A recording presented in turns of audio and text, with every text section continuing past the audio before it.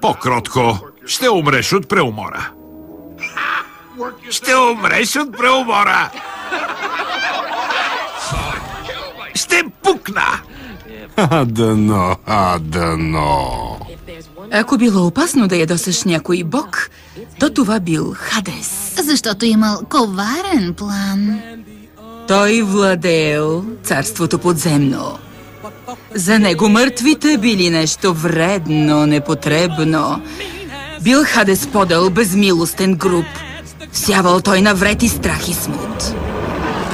Такъв бил той. Доста лош герой.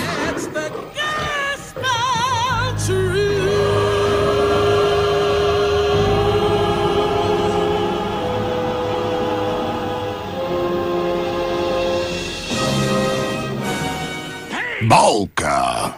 Идвам, ваше мрачно величество!